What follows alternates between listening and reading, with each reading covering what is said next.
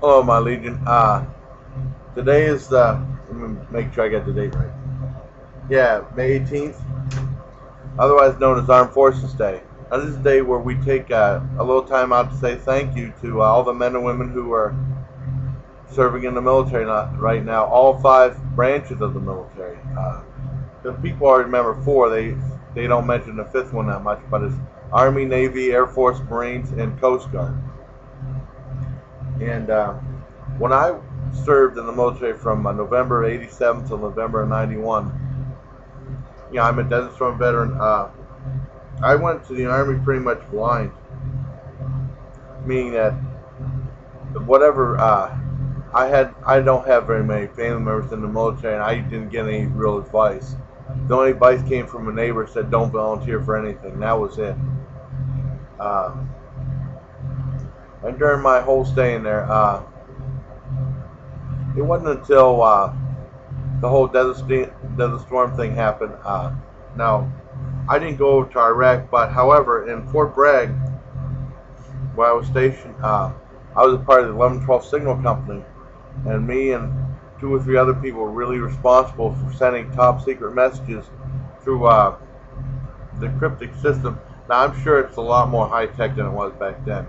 We had these strips of paper that we fed through these machines, the KG-84, and that would go through the tech control, and then through like a whole series of satellites and stuff, come through their tech control in Iraq, through their 84, and out to the communication center that's run by 72 Golf and stuff like that, and they'd be printed out through their computer and printed out in paper form. And I was one of the main people responsible for sending messages, for helping sending messages to Iraq and receiving messages. So I played a really important role in Desert Storm. I was never in Iraq. I almost got sent there, but it never happened. But a wild thing happened was as we went further and further on in Desert Storm, because I started around the summer of, let me make sure I got my dates, summer of '90, and right when I went to Fort Bragg, and then like January, February, well, I think February '91, I started hearing something I never heard before. There was like a country, I'm not a country fan, there was some country music song about the soldiers, and I think Lee Greenwood did God Bless the USA. I don't remember what the country song was, but it was really popular. I just don't listen to country, so I can't remember what it was. But right around that time, I started hearing something I never heard from anybody before. Thank you. It's wild because now I hear people say thank you for your service and stuff like that. And I never heard that before. And, it's important to give thanks to your fellow veterans and stuff like that, fellow vets and fellow people on either on the active duty too, fellow soldiers. There was a great Budweiser commercial showing like in the airport, showing like guys coming home from, I think it was Afghanistan, and then they come in, a couple of people, and then everybody in the airport starts clapping for them and stuff like that. It's really a good thing. And some of history about, I didn't find out like some of my relatives were in the military. My uncle who's passed away, Uncle Eddie Dore, was in Korea, and my other Uncle Ed Callan, was in Korea also. He's still around, but his health is getting real bad. I have a Mike Callan who is really, really made a good career for himself in the Air Force, and he became he's way up there. He's a very high-ranking officer. He even worked at the Pentagon, and he's getting ready to retire, believe it or not. He's been there for like over 20 years. That's maybe what I should have done, but I don't know. With all the stuff in Afghanistan and stuff, I was afraid that with all the stuff you see in the war, I was afraid I may lose a leg, arm and leg, and stuff like that. So in a way, I'm happy, but in a way, I kind of wish I was back in the military because I miss it. Now, on my mother's side, I had an Uncle Francis that was in the military, and then my one thing I really didn't know was until I got So I was like halfway in the army was my grandfather on my mother's side, who passed away in like '97. Was a World War II veteran, and and then I found later he helped liberate Auschwitz. He played an important part in doing that. And what befell him was what befell a lot of soldiers. They took a lot of pictures of the horrible conditions of the camps and stuff like that, and they sent them to either their mothers, girlfriends, or wives back in the States so they take care of the pictures. Well, they see the pictures and they freak out and they burn them. And my grandmother burned them too. And I know my stepdad who passed away was really upset about it when he found she burned them, because he said they'd be worth a fortune. Not to mention the historical significance, you know, of this.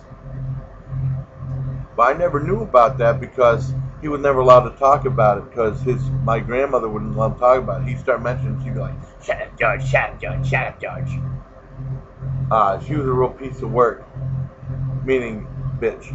Just like my other one uncle, Uncle Eddie Dorr, his wife, my Aunt Dorothy, was a real bitch too. She passed away too, but she was a bitch. And my thing was, after War II, he came back to her, and my saying was, he left Hitler to go back to live with Mussolini, help conquer Hitler. Well, anyways, that's what happened.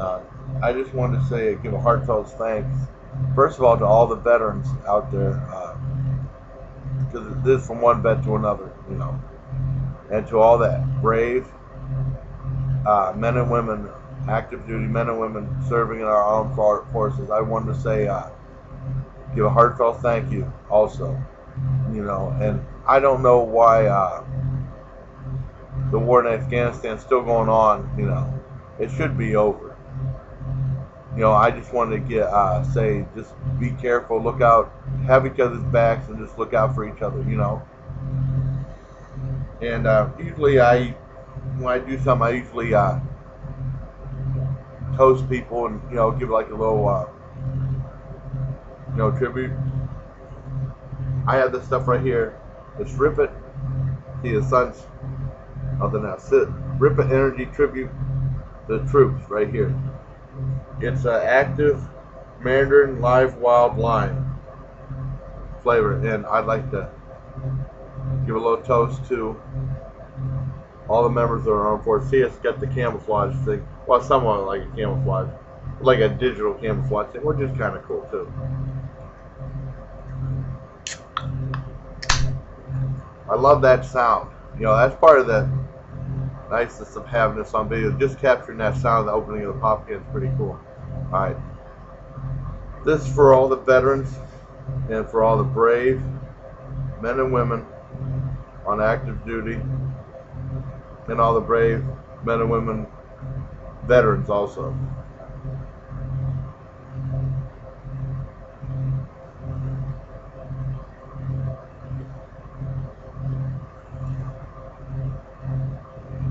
That's really, really good stuff.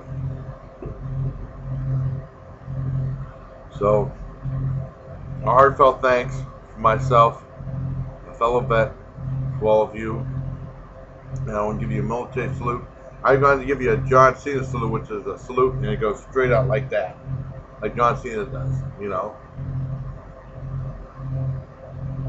So, just take care of yourselves and have each other's backs. And I want to give a special shout out to Prince Harry, who's doing a tour of the United States. And it's really cool what you're doing for the troops, because you're going to all the Walter Reed Army Medical Center, talking to troops, trading war stories. I love trading war stories, believe me.